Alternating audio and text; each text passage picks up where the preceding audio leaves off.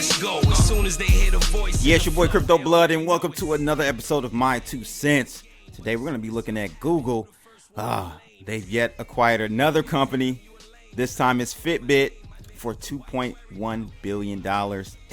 This is going too far in my opinion, but we'll take a look at the details. Got some stuff out of Zero Hedge. We'll look at what happened in the markets regarding this news. A lot of shorts got their asses handed to them. And we'll take a look at the Google blog, their official release on this subject, and also Forbes. So let's get right into it. We can first take a look at the official blog post regarding the subject. It says, today we are announcing that Google has entered into a definitive agreement to acquire Fitbit, a leading wearables brand. They say, we believe technology is at its best when it can fade into the background, assisting you throughout your day whenever you need it. Wearable devices like smartwatches and fit trackers do just that. You can easily see where your next meeting is with just a glance of the eye, or monitoring your daily activity right from your wrist. It says, over the years, Google has made progress with partners in the space with Wear OS and Google Fit, but we see an opportunity to invest even more in Wear OS, as well as introduce made by Google wearable devices into the market. Fitbit has been a true pioneer in this industry and has created engaging products, experiences, and vibrant communities. By working closely with Fitbit's team of experts and bringing together the best AI, software, and hardware, we can help spur innovation in wearables and build products to benefit even more people around the world. So I'm not going to read the rest of this blog. It's just a lot of formal jargon here, but that is the official post from Google regarding the acquisition.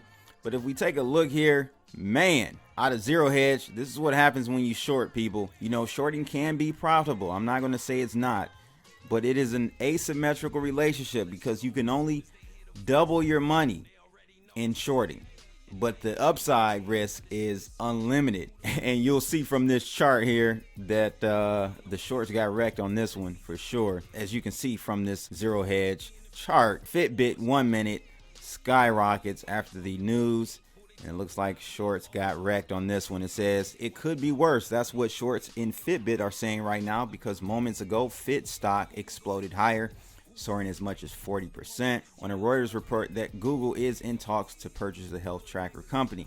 And while it could indeed be worse for the company's army of shorters, which 1 year ago was about 44 million, or about 20% of the float, this morning's surge came as skeptics held some 13.1% of the float of Fitbit in a short position, or about 29.3 million shares.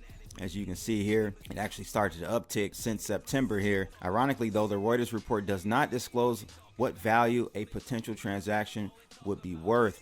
As we know now, it's $2.1 billion. However, once the short squeeze avalanche kicks in, the only concern is covering before anyone else does. And if you guys weren't aware, Fitbit was one of the more shorted companies in the S&P 500. So a lot of shorts got wrecked on that one. But more so, you know, the question here should be, and you know, I'm posing this question to you guys, how far is too far when it comes to these bigger companies? You know, Amazon, they're in our house listening to our conversations. We've got Google now acquiring Fitbit, and immediately that gives Google access to a lot of our health vitals, right? What are they going to do with those data records, those thousands of terabytes or petabytes of data on their customers? Like, what are they going to do with this information? You know, they're building a profile on us that you know, you just have to ask yourself, when does it stop? Where does it stop? Or do they just end up knowing everything about our lives, and you know, we'll be able to basically predict down to what our health status is? You know, to me it can get a little scary. You guys kind of let me know your thoughts on it. There's an article out of Forbes also talking about this deal and what it means. You know, the article talks about within a few years how Fitbit became the industry standard and was rapidly growing. But of course, like everything, you know, that rapid rise has to stop at some point. The company went public in 2015 when the share price was rising close to 50% at that time. The company was posting quarterly revenues of more than 500 million, but unfortunately, this would prove to be the peak of Fitbit's success, the market would soon get saturated with a host of other devices, many of which had lower price points. So, like, what does this really mean, this Google Fitbit deal? A few people in the industry had their take on it. This one guy, Dan Malvin, who is a managing partner at 4490 Ventures, said that the market for wearables is dominated by Apple and Samsung, who have decades of experience in making and selling hardware devices at a mass scale.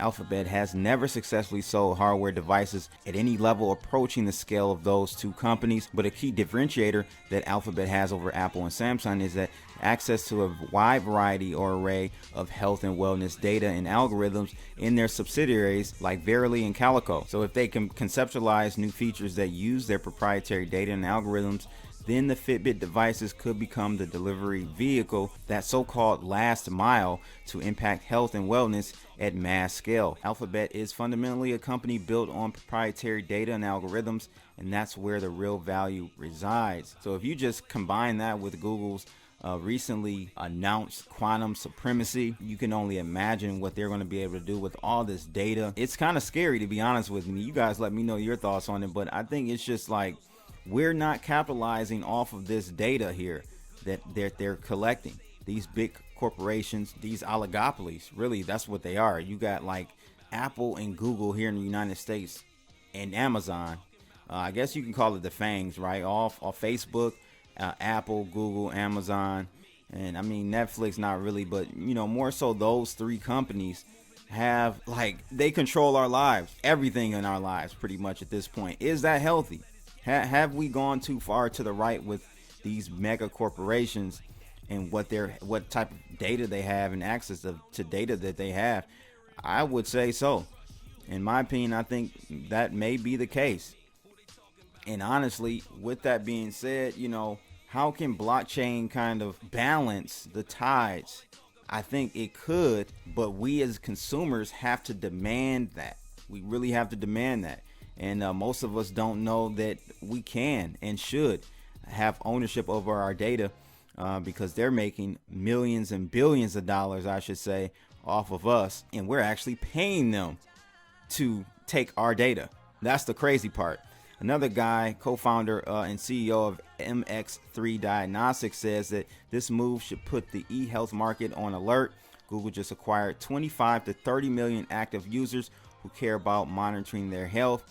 This is exactly the demographic that eHealth is designed to reach, and I would say that preventative health within eHealth just got more competitive. He goes on to say, but on another note, this deal highlights something else that is important. Just because you create an entirely new product segment, which Fitbit did with wearables, doesn't mean you will own it forever.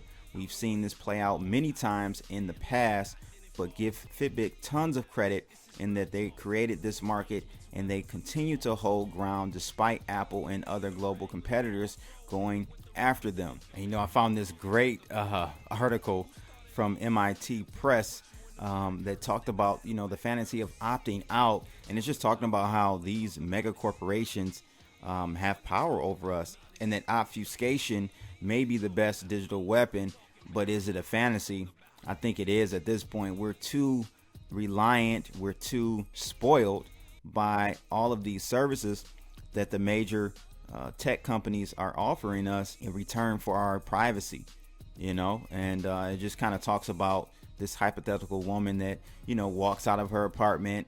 By the time she's out of her apartment, she's on camera while in the hallway, the elevator, on the building, when using the ATM outside her bank, while passing shops and waiting at crosswalks, while in the subway station, on the train, and all that before lunch.